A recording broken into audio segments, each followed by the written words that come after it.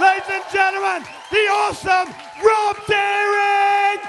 Good evening! What a pleasure to be here at Spank. I bloody do! I really do. It's so lovely to be here at Spank. It's like, you know... Yeah, it's really nice to be here at Spank. It's lovely to be here at Spank. Spank! Didn't say it that time. Just before I came up to the festival, I did a weekend of gigs in Birmingham, so it's really... Woo. On the Friday night in Birmingham, I thought they were having an Idiots and Whores theme party. Apparently not. That's just Birmingham on a Friday night. So such a pleasure to be here at Spank. I do. I really love it. So I'd like to play you some music. You know me for some music? Yeah! Okay, here it is. It's my guitar. Yeah, just there. That's fine. That's absolutely great. Thanks very much. Okay, let's go.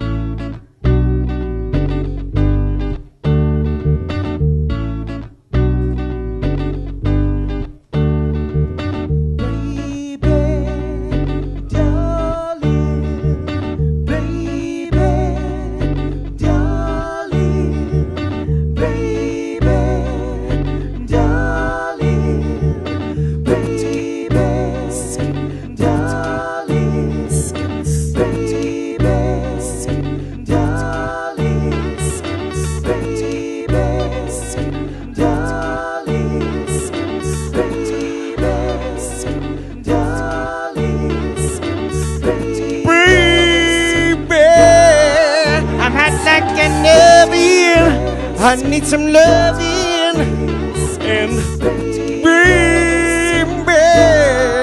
I can't hold it much longer. It's getting stronger, and when you get that feeling, you want Rob Deering. That's what you want when you get that feeling.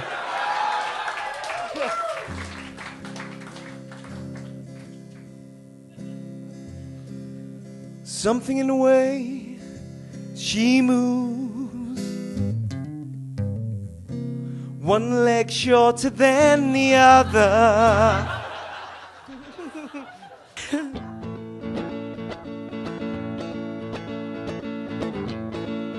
I've got a street map of Bolton that I hope I'll never need. It's terrible.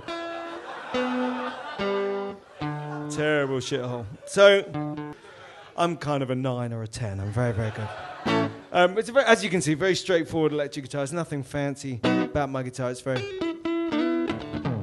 straightforward guitar. But I've got some really good pedals. This pedal turns my guitar into a bass.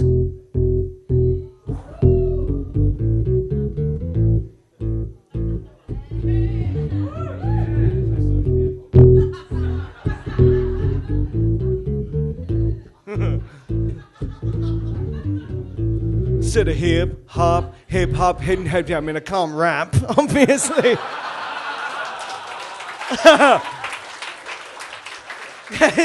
There's no pedal for that. I'm a white middle class man, for goodness sake. It is perfectly acoustic for that George Michael-y, singer-songwriter-y kind of sound. You know, that kind of... I feel so unsure as I caress your ears and put you in the wheelie bin. Meow, meow, meow, meow, meow, meow, meow, meow. Meow, meow, meow, meow, meow, meow, meow. Meow, meow, meow, meow, meow. Careless Whisper, ladies and gentlemen. Careless Whisper.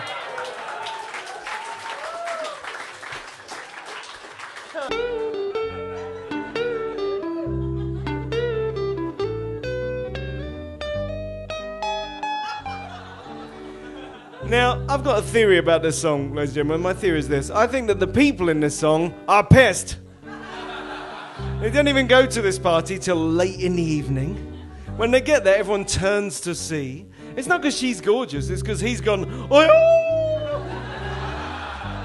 She says, do you feel all right? He says, I feel wonderful. I feel wonderful tonight. And yet 10 minutes after they've got to this party, he says, "It's time to go home now. I've got naked head. I give her the car keys. She's had 3 bottles of wine. She puts me to bed. And then I tell her, and then my daddy, you were the holy night."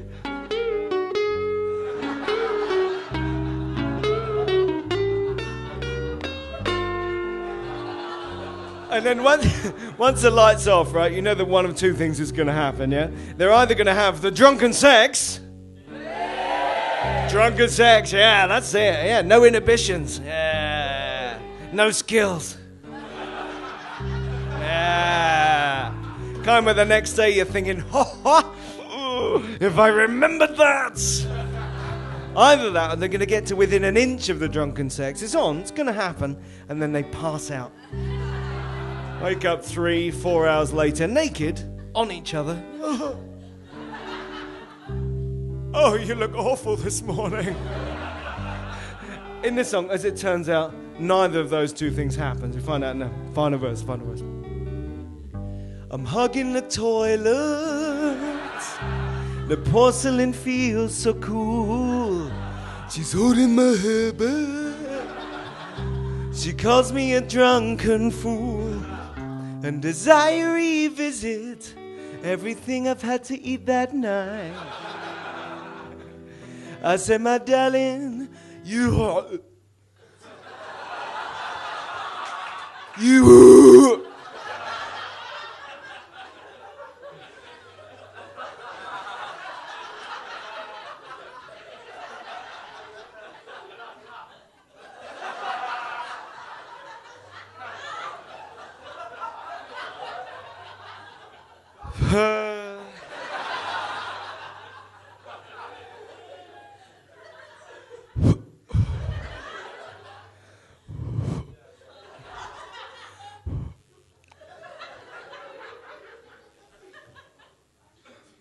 I swallowed it back down. Excellent. Mainly a groan of disgust with some people clapping. You know, disgusting. Brilliant. That was disgusting. That was more disgusting than the penises. Yeah, that was.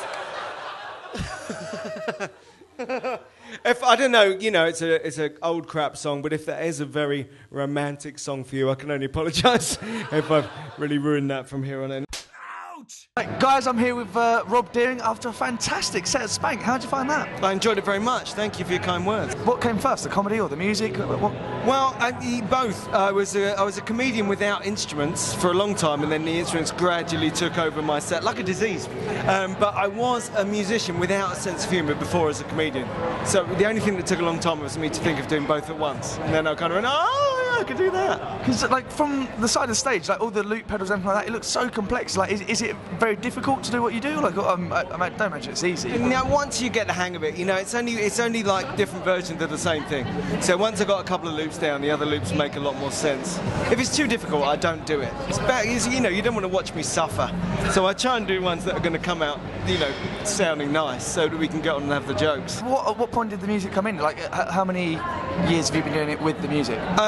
Just little bits all the time. So I did like maybe a year and a half, 2 years with no music, and then like a little bit of acoustic guitar, and then I went electric and got a distortion pedal, and then I got the loop pedal. But you know, it's just really grown incrementally. This year, that's like the minimal version. I've got a show that's got a drum kit and a piano and congas, and I'm trying to be I suddenly realised that the reason I was doing all this is because I was never in a band, so I'm a band. What would you say is like the kind of strangest kind of Edinburgh experience that, like, you've had? Oh, all the time, all different things. The time when the guy heckled, "The prawn is the vulture of the sea."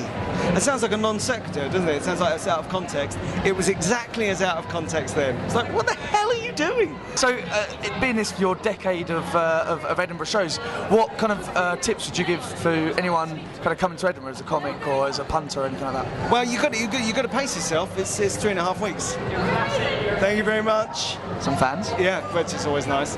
You know, on the one hand, you've got to embrace it. I've done years when I've like not drunk at all and done yoga every day, and that's disastrous. I mean, you might as well stay in the home counties.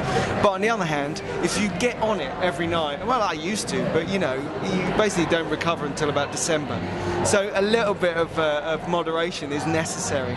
So, Cohen, do you tell us all about your show this year? Okay, my show is called Rob Doing The One, and I've tried to do something very special because of all this previous Edinburghs, so that's why I'm a major one-man band. It's as close as I can get to a stand-up comedy musical one-man, The Who at the Isle of Wight, or Jimi Hendrix at Woodstock, or, I don't know,